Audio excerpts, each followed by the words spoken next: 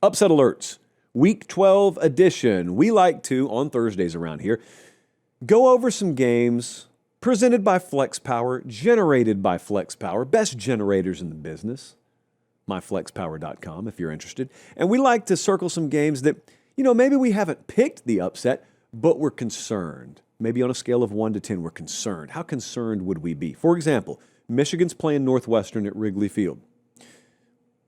I've never been to Wrigley Field. I don't know how it plays for a football game. I just know Michigan's favored by 11.5 in this game, and I'm going to put my upset alert concern at about a 6 because I've been following Michigan pretty closely, and we have made some money this year betting Michigan, like in the Purdue game, for example. They were favored by way too many points. They won, and so they're favored by 11.5 here. Could they lose outright? Sure, they could. No Justice Haynes, 11 a.m. kickoff. Northwestern run defense, kind of leaky, but it's kind of a condensed game as well. So if you come out of the bye week and you're starting off a little slow like we saw Alabama do last week, yeah, it could be that kind of game. Good defenses here, though. Like Northwestern, not a bad team. Not a bad team this year. They've pushed some folks. They beat some folks. It's just the kind of game where you find out how much your team's been paying attention to the noise.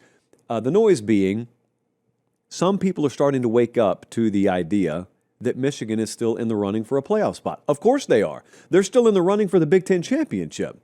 But now in November is when you start to see the horizon, and you can see that Ohio State logo on the horizon. And everyone starts assuming you'll just still be a 10-2 team when you get there. Make sure you're still a 2-loss team when you get there. That is well within your control. I'm putting a 6 on this because I think Northwestern can make games ugly, and Michigan should, but will they? That's kind of my vibe on this one. Next up, South Carolina goes to Texas A&M this Saturday. You know what South Carolina's record is right now? They're sitting there at 3-6. They got 3 games left. By our math, they got to win them all if they want to make a bowl game. I've got a piece of paper in front of me. You hear that? That's the sound of nothing. Nothing on this piece of paper indicates that South Carolina is getting ready to spring an upset. We just watched A&M come out of their bye. They went on the road last week. They won in pretty convincing fashion. Look, Lenora Sellers could have a Superman game here and A&M still win. Just kind of win closer, maybe not cover, but still win. A&M's ground game against the number 82 run defense in the country, I tried, guys. I have a very hard time. I'm going to put a 2 on it just because South Carolina has good athletes on the field. Technically, anything can happen. This would be tough. There would have to be a lot of help given to South Carolina by Texas A&M for this to happen. Who knows? Maybe it's a crazy -4 turnover game and it goes down to the final minutes, but there's a lot that has to go right. So I'm going to put a 2 on it and we'll just monitor it. Next up, this one I've got a little more concern about. It's NC State versus Miami. Now, Miami's a 15.5-point favorite. Miami's got totally new life. You thought maybe when they were headed home from Dallas, they just lost their second game to SMU. They may be out of the playoff picture. Then the rankings come out, and they were 18th. And you're like, wow, they don't really have any big-time opponents left either. How are they going to climb all the way up? Well, they climbed 3 spots last week. And we did the little exercise on Tuesday where we showed you everyone who's ahead of Miami and the hurdles they still have to clear. There's no doubt that some of the shrubbery will get cleared ahead of Miami as long as they stay on the path of 10-2. As long as they can do that, then there will be a path for them. Well, this is the first of their 3 remaining hurdles. It's their last home game. They go on the road to Virginia Tech next week. They go to at Pitt the week after that. So this profile's similar to the SMU game, I think, for Miami. NC State's got the second worst pass defense in the country. SMU's got the worst. So remember, we looked at that game and we said, Carson Beck, it's going to be his game against SMU because the plays are there to be made in the secondary. You got to make them. Well, they didn't make enough of them. And they ended up with a costly turnover down to the goal line. So again, you should be able to throw the ball effectively here. NC State's got a top 25 passing offense. Can they threaten Miami's secondary?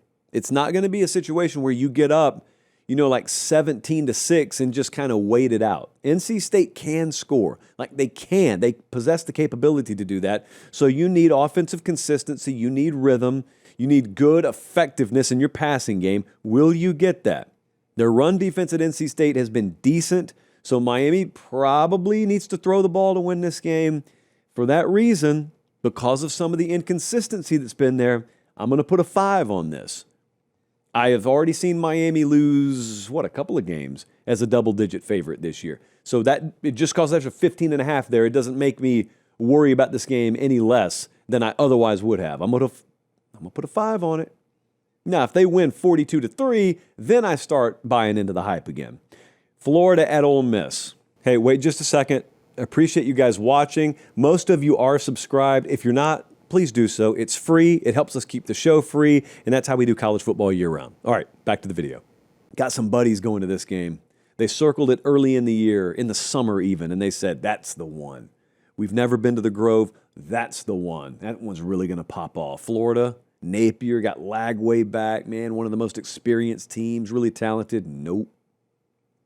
As it turns out, nope. Is Florida motivated or are they dead? Because we saw them motivated against Georgia and we saw them dead against Kentucky. I lean towards the latter. I think it was a tap-out moment last week. They were a no-show. It's the second leg of back-to-back road games here. Ole Miss has got everything in the world to play for. Also, Ole Miss has got a revenge spot on their hands here. They know if they win, they're in. It's not officially labeled that. Nobody from the committee hit us up and told us that. But Ole Miss, if they win this game, they've got Mississippi State left. That's it. The worst they could be is 10-2 if they win this game. And I think they're going to. I'm going to put a 3 on it because of the athletic profile that Florida has, but they're banged up. They got guys that are probably out for the rest of the year. I just would have a hard time seeing Ole Miss overlook this, and they're the better team. And Lane Kiffin, I don't know which of these teams he's going to be the head coach for next year, but I know he's the head coach at Ole Miss right now, and that will matter. So give me a 3 on the upset alert concern meter. Utah at Baylor. Told you Utah's got a sneaky tough road the rest of the way. Baylor, Kansas State, and Kansas are not ranked in the top 25. But we've got them power rated all in the top 35. So not elite opponents, but not bad opponents. Utah's trying to get one of those at-large spots. They got an elite pass defense, and that's going to be how Baylor tries to beat them. Sawyer Robinson, that Baylor passing attack, that's how they have to win.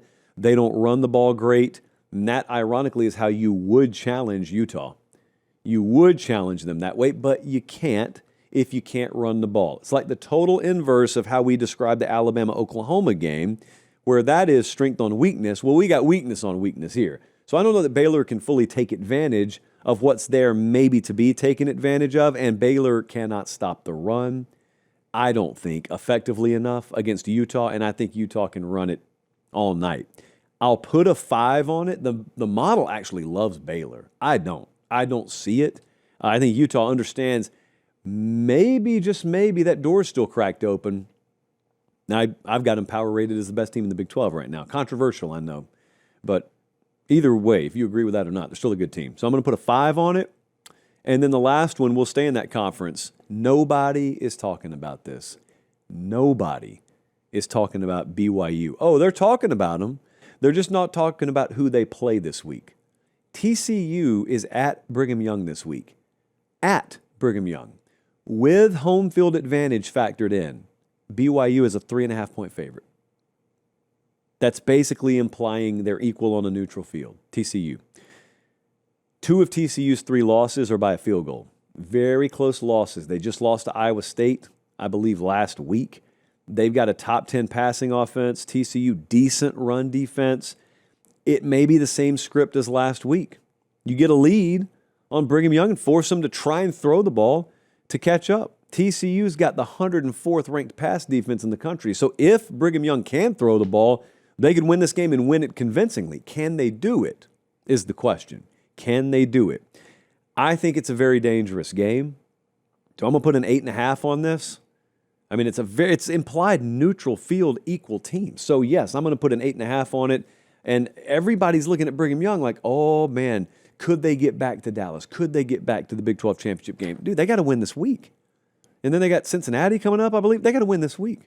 So I'm going to put an 8.5 on that one.